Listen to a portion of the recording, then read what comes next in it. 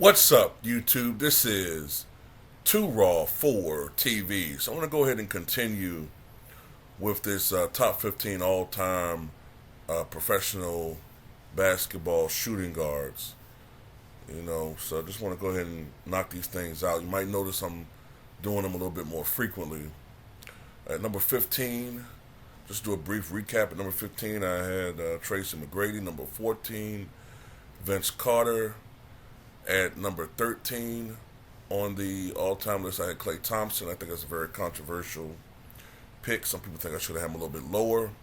I have actually lowered him because a couple of years ago, I think I was projecting a little bit too much. I had him at number 8, but I've lowered him since then. At number 12 on my all-time list, as far as shooting guards are concerned, I have Reggie Miller. Number 11, Ray Allen. And at number 10, I had Earl the Pearl Monroe. At number 9, I have Sam Jones. And Sam Jones, to me, is another player that is not on most people's radars when they think of great shooting guards. He's not on most people's radars.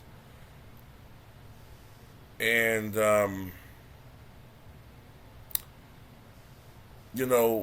when you look at the 1960s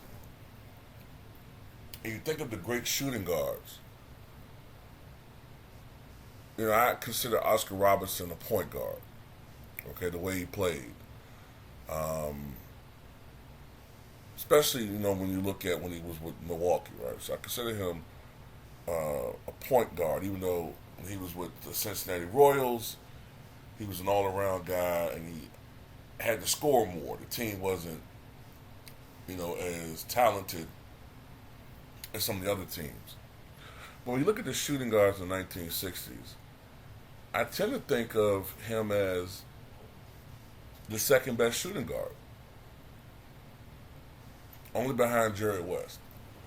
And that's another thing. I know some people consider Jerry West a point guard, and I get that for most of the seasons he was listed at point guard, but really I consider him a combo guard, and because of the way he played, where he could distribute, but a lot of his career he was more of a scorer per se, I tend to think of him more as a shooting guard.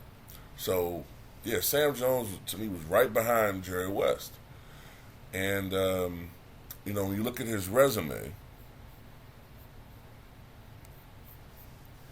he was a 10-time NBA champion, which I believe is second as far as players is concerned, only to Bill Russell, his teammate. 5-time NBA All-Star, 3-time All-NBA second-team player, and he was on the 25th. He was on the 25th. He was on the 50th and the 75th anniversary teams. As number 24 is retired by the Boston Celtics. For his career, he averaged 17.7 points, 4.9 rebounds, and 2.5 assists per game. And he tallied 15,411 points, grabbed 4,305 rebounds, and he dished out 2,209 assists. As far as his shooting percentages were concerned, he was a career 45.6% shooter, which was, if you consider the 1960s, the average field goal percentage was 44%. That means he tended to shoot a little bit better than the league average. And he was an 80.3% career free throw shooter. His best seasons actually came a little bit later in his career as far as scoring. Between 1964 and 1968, he averaged 23.3 points, 5 rebounds, 3 assists, shot 45.8% during that time period, and he shot 82.5% from the charity stripe. And he had some amazing playoff runs as well. The 1965 playoffs, he actually led the team, averaging 28.6 points per game. As a matter of fact, from 1961 to 1967 in the playoffs, he averaged 24.5 points, 5.5 rebounds, 2.8 assists, shot 46.4% from the floor, 81.4% from the foul line. And that was one of the key things that people don't talk about. He was, along with Jerry West, the most clutch performer in the NBA. Arguably, even though I know Jerry West got the reputation as Mr. Clutch, arguably you can make the case Sam Jones was more clutch because he did it on the larger scale. You know, Bill Russell said something one time about, I believe he said something to the effect that there were 7 times when Boston was on the verge of elimination. Or on, I think something like that. 7 times on the verge of elimination or losing a key game. And all 7 times, Sam Jones made the shot. I think it was something to that effect, he said. So yeah, Sam Jones was definitely one of the clutch performers in the history of the NBA. I think his signature shot was the bank shot. That was his signature shot. You know, a lot of people, you know, play basketball a certain way now. Everyone shooting threes and floaters, and you know, but certain types of shots are no longer really emphasized in the NBA. The bank shots, you don't really see that anymore. The last guy I could think of that really utilized the bank shot was Tim Duncan. But anyway, Sam Jones was born in Wilmington, North Carolina in 1933.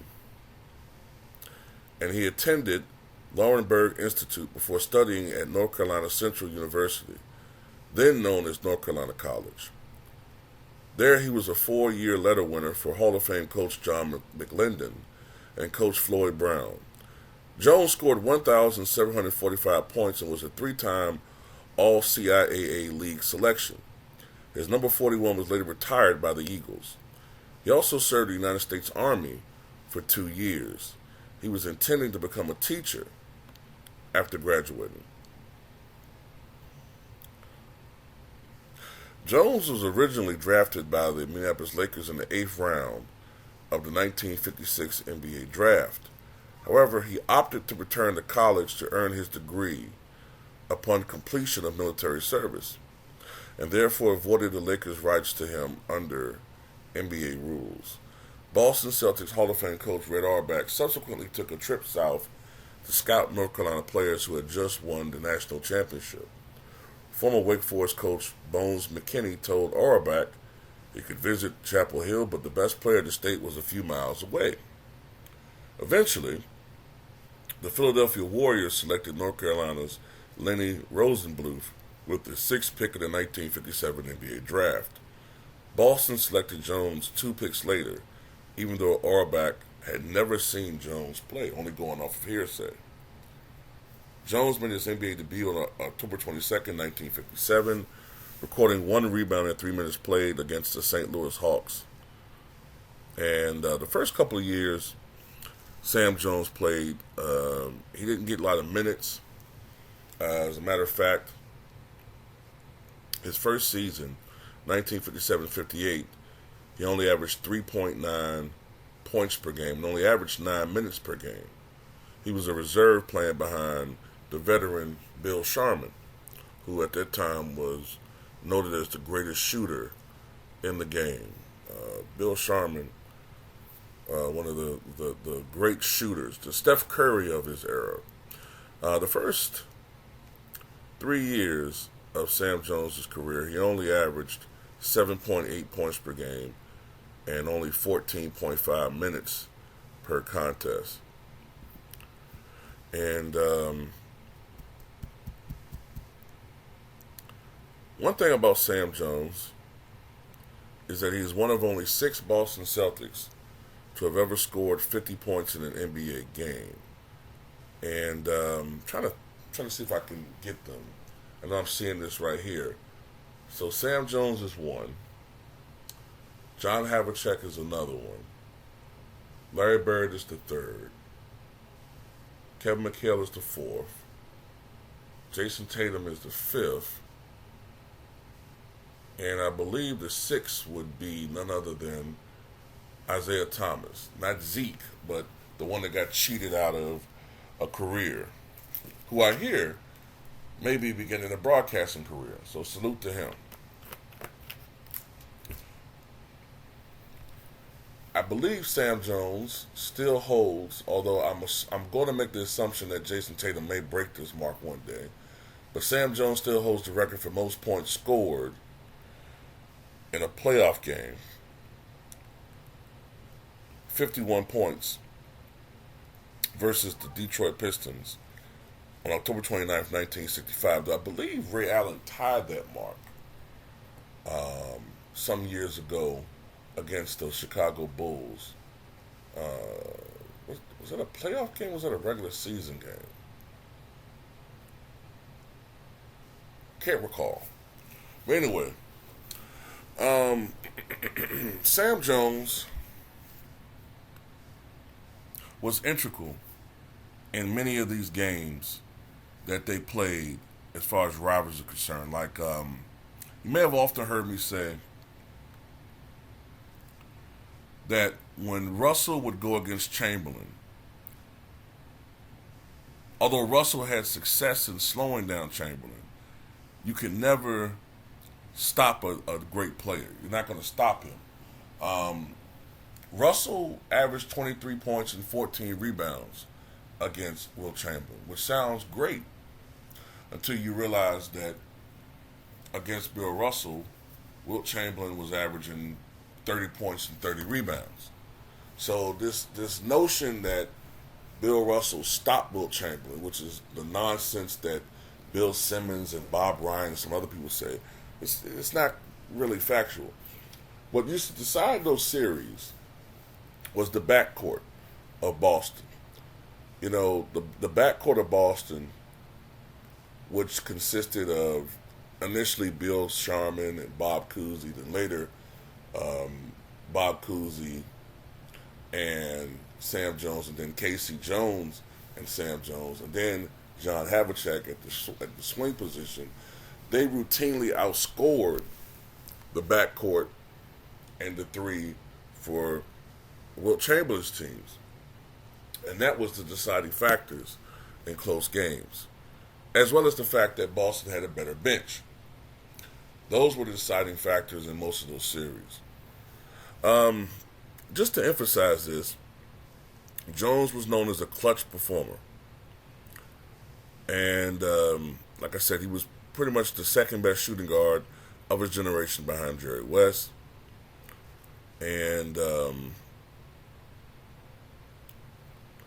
says right here, Jones' perfect form when shooting a jump shot, along with his great clutch shooting, led opponents to nickname him the Shooter. He was particularly adept at making, as I said, and shooting the bank shot, in which the shooter bounces the ball off the backboard en route to the basket. Many coaches, including UCLA's great John Wooden, believe that when a shooter is at a 20 to 50-degree angle to the backboard and inside 15 feet, a bank shot is always the preferred shot.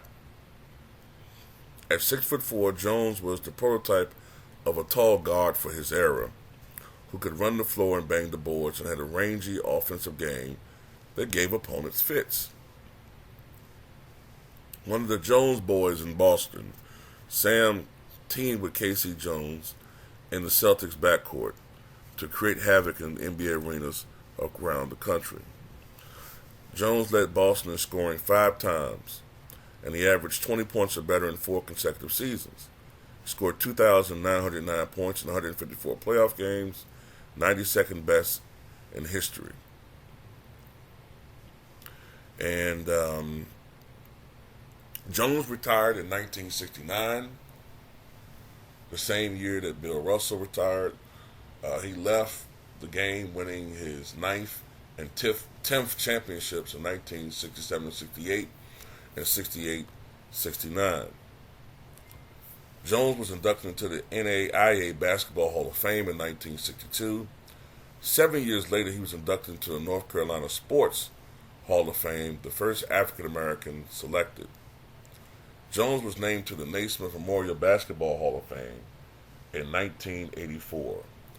And he was named to the NBA's 25th, as I said earlier, anniversary team in 1971, and is one of the 50 greatest players in NBA history in 1996, and the NBA 75th anniversary team in 2021. He was part of the inaugural class inducted into the American Basketball Hall of Fame in 2019. During the 2021-22 NBA season, the Boston Celtics wore a black band with the number 24 on their jersey to honor Jones, who had died in December of that year. Jones died, as I just mentioned, on the evening of December 30th, 2022 in Boca Raton, Florida. He was 88 years old. And after he retired from the NBA, he served as a substitute teacher. Remember, he got that teaching degree earlier in his career.